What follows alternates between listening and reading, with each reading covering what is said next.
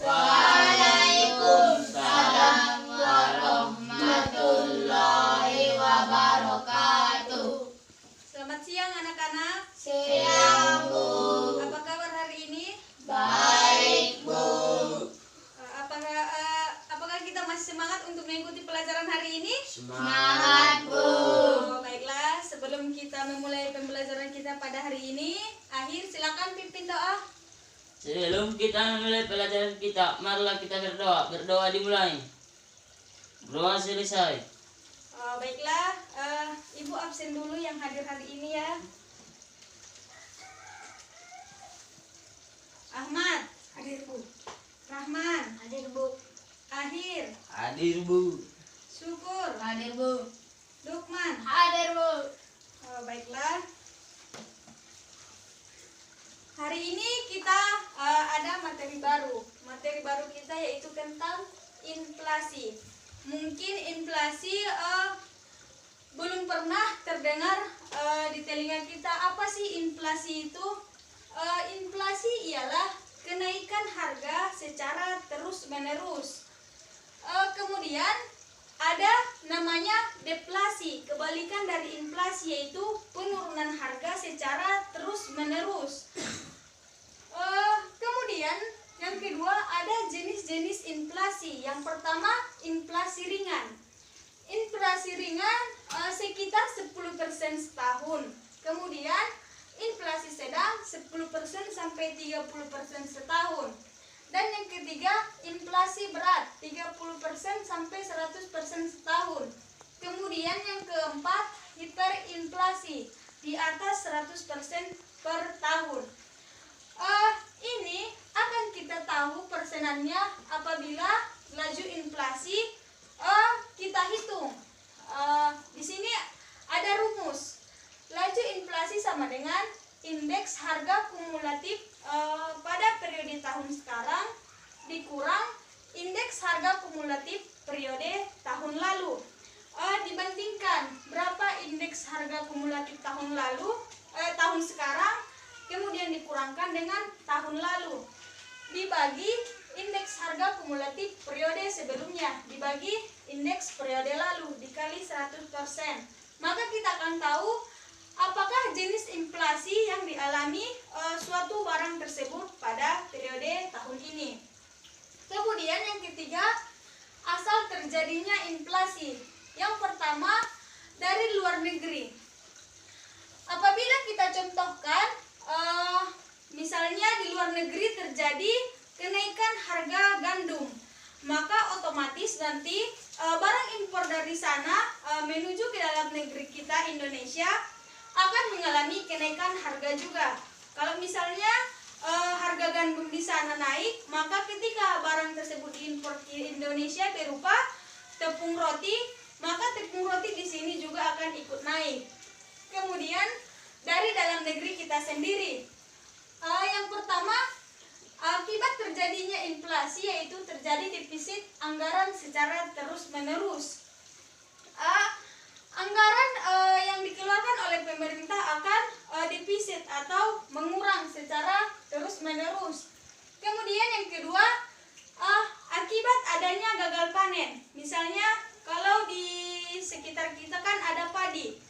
Apabila panen padi mengalami gagal panen atau nanti ada hama yang mengganggu tanaman di sini, maka stok barang yang dibutuhkan akan berkurang sehingga akan terjadi kenaikan harga akibat stok barang yang kurang.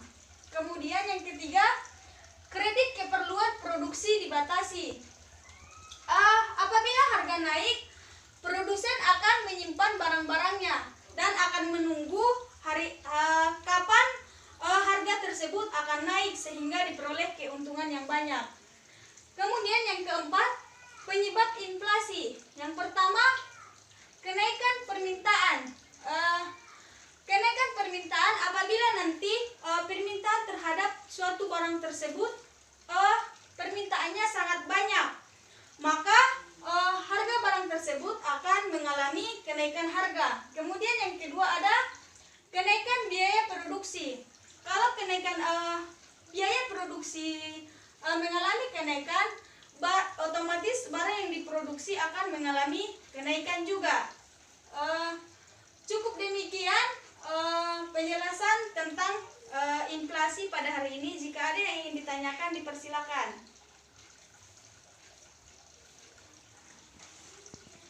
Silakan bertanya. Tidak ada, Bu. Tidak ada.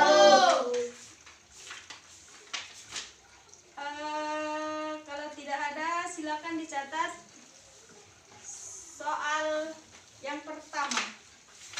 2 orang tercepat antar ke depan. Sebutkan pengertian inflasi dan deflasi. Agak ono.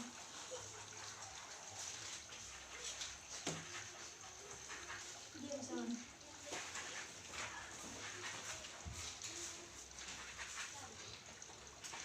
Tiga orang. 3 orang sudah cukup. Sudah cukup sih, kamu 3 orang baru ngomong. Yang kedua,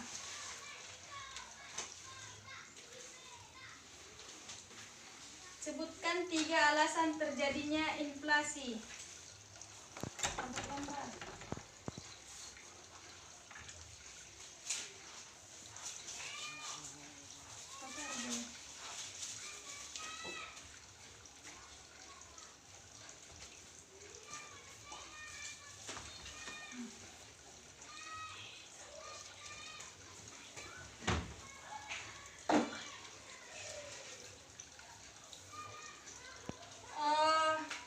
Kesimpulan dari materi kita pada hari ini, apabila inflasi sudah terjadi di Indonesia, maka pemerintah harus serba berhati-hati agar kebutuhan-kebutuhan yang harus dibutuhkan oleh masyarakat dalam negeri itu terpenuhi. Kemudian ada beberapa hal asal terjadinya inflasi, maka pemerintah harus melihat atau memprediksikan barang apa saja yang perlu ditimbun atau dibikin stok banyak-banyak agar nanti apabila terjadi kenaikan harga terhadap barang tersebut, masyarakat dalam negeri tidak kekurangan kebutuhan tentang barang tersebut. Cukup demikian saja pertemuan kita pada hari ini.